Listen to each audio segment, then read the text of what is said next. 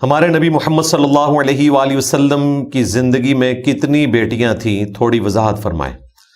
اس پہ آلریڈی میں نے کافی دفعہ کلیریفیکیشن دی ہے کہ نبی صلی اللہ علیہ وآلہ وسلم کی 4 بیٹیاں اہل سنت کے ہاں قرآن و سنت کی روشنی میں ثابت ہیں۔ قرآن و سنت میں اس لیے کہہ رہا ہوں کہ قرآن پاک میں نبی علیہ السلام کو کہا گیا کہ اے اللہ کے نبی علیہ السلام اپنی بیٹیوں سے اور اپنی امت کی جو عورتیں ہیں ان سے ارشاد فرما دیجیے، یعنی نبی علیہ السلام کی بیٹیوں کو الگ سے مینشن کیا گیا اور جو امت کی عورتیں ہیں ان کو الگ سے مینشن کیا گیا۔ اس کا مطلب یہ ہے کہ وہاں پر بیٹیوں سے مراد نبی علیہ السلام کی اپنی بیٹیاں تھیں۔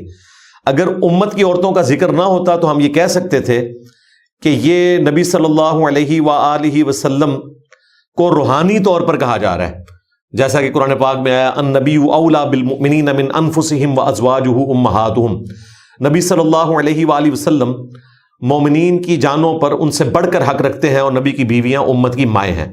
تو اس اعتبار سے نبی جو ہے وہ امت کا روحانی باپ ہوتا ہے، اور جتنی امت کی عورتیں ہیں وہ نبی کی بیٹیاں ہی ہیں۔ لیکن قرآن پاک میں سورۃ الاحزاب میں نبی علیہ السلام کی بیٹیوں کو الگ سے مینشن کیا گیا، آپ کی بیویوں کو الگ سے مینشن کیا گیا اور امت کی عورتوں کو الگ سے مینشن کیا گیا۔ اسی طریقے سے اہل سنت کے ہاں احادیث کی کتابوں میں نبی علیہ السلام کی بیٹیوں کا ذکر موجود ہے، اور ظاہر ہے سب سے بڑھ کر جس بیٹی کی فضیلت رپورٹ ہوئی ہے وہ سیدہ فاطمہ سلام اللہ علیہا ہیں۔ بخاری مسلم دونوں میں حدیث ہے کہ نبی علیہ السلام نے فرمایا کہ فاطمہ میرے جگر کا ٹکڑا ہے، جس نے اس کو تکلیف دی اس نے مجھے تکلیف دی۔ ایک اور حدیث ہے بخاری اور مسلم میں، نبی علیہ السلام نے فرمایا کہ فاطمہ جنتی عورتوں کی سردار ہے۔ تو ان کے بارے میں تو کوئی اختلاف موجود نہیں ہے۔ بقیہ کی جو 3 بیٹیاں ہیں، سیدہ ام کلثوم، سیدہ رقیہ، سیدہ زینب رضی اللہ عنہم اجمعین وعلیہم السلام اجمعین، وہ اہل سنت کے ہاں تو ظاہر ہے کہ احادیث کی کتابوں میں ان کا ذکر موجود ہے، لیکن اہل تشیع کا موقف یہ ہے کہ یہ 3 بیٹیاں نبی علیہ السلام کی سیدہ ختیجہ سے تھیں، ان کے پہلے ہسبینڈ سے، اور یہ بھی کوئی متفقہ ان کا موقف نہیں ہے۔ جو ایران میں رہنے والے شیعہ علماء ہیں ان میں سے بہت سے ایسے علماء ہیں جو نبی علیہ السلام کی 4 بیٹیوں کے قائل ہیں۔ یاسر الحبیب جو کہ غالی رافضی ہے، جو اہل سنت کی تکفیر کرتا ہے، حتیٰ کہ اتنا کٹر قسم کا وہ غالی ہے کہ وہ امام خمینی کو بھی کافر سمجھتا ہے، اور یہ پچھلے دنوں جو نعوذ باللہ من ذالک سیدہ عائشہ کے حوالے سے ان کی وفات کے دن جو کیک کاٹے گئے، یہ وہی خبیث ہے جو کیک کاٹتا ہے، وہ بھی مانتا ہے کہ نبی علیہ السلام کی 4 بیٹیاں ہیں۔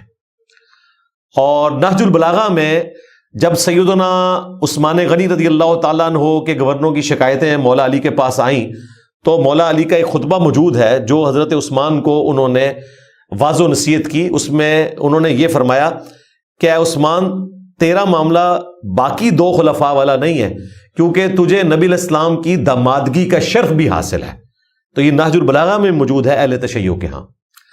تو اگر سیدنا عثمان غنی رضی اللہ تعالیٰ عنہ کا داماد ہونا ثابت ہے تو یقیناً وہ داماد پھر سیدہ رقیہ اور سیدہ ام کلثوم، یہ دونوں یک بعد دیگرے سیدنا عثمان ابن عفان کے عقد میں تھی، اسی لیے ہم ان کو ذو النورین بھی کہتے ہیں، 2 نوروں والا۔ تو نبی علیہ السلام کی اپنی 4 بیٹیاں تھیں، اہل تشیع کی کتابیں بھی، ان کے علماء بھی سوائے چند ایک کے اس چیز کے حق میں ہیں۔ اسی طریقے سے ایران کے جو شیعہ علماء ہیں وہ یہ بھی مانتے ہیں کہ سید کا غیر سید سے نکاح ہو جاتا ہے۔ خود امام خمینی رحمہ اللہ تعالی کے جو داماد ہیں وہ غیر سید ہیں، حالانکہ وہ خود سید تھے۔ تو یہ 2 مسئلے ایسے ہیں، نبی علیہ السلام کی 4 بیٹیوں کا مسئلہ اور سید کا غیر سید سے نکاح کا معاملہ۔ اس میں جو ایران کے اہل تشیع علماء اچھی خاصی تعداد میں ہے جو اہل سنت والا موقف ہی رکھتے ہیں، تو ہم بھی اسی موقف کو درست سمجھتے ہیں۔ باقی یہ بات اپنی جگہ ہے کہ سیدہ فاطمہ جیسا مرتبہ کسی اور بیٹی کا نہیں ہے، اس میں تو کوئی دوسری رائے نہیں ہے۔ اب رہا یہ کہنا کہ جی اکثر ذکر سیدہ فاطمہ ہی کا کیوں ملتا ہے اہل سنت کی کتابوں میں، تو اس کے پیچھے ریزن ہے، بنی اسرائیل سیدنا یعقوب بن اسحاق بن ابراہیم علیہ السلام کے 12 بیٹے ان سے چلے، کیونکہ بنی اسرائیل کہا جاتا ہے، اسرائیل ان کا لقب ہے، اللہ کا بندہ، سرونٹ آف گاڈ۔ اسرائیل کا مطلب ہے. لیکن ان 12 بیٹوں میں جو مشہور بیٹا ہے وہ ایک ہی ہے, یوسف علیہ السلام, کیونکہ ان سے ان کی لیگیسی آگے چلی تھی. سورہ یوسف میں اس چیز کا ذکر موجود ہے. اسی طریقے سے نبی علیہ السلام کی بھی جو اولاد ہے وہ سیدہ فاطمہ سے آگے چلی ہے. باقی 3 بیٹیوں سے جو اولاد تھی وہ بچپن ہی میں فوت ہو گئی.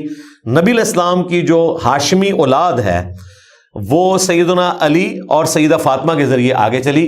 اس اعتبار سے سیدہ فاطمہ کی جو اولاد ہے وہ بیسیکلی آل محمد ہے.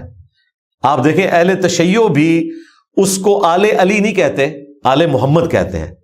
ٹھیک ہے, صلو علی محمد و آل محمد, اللہم صلی علی محمد و علی آل محمد.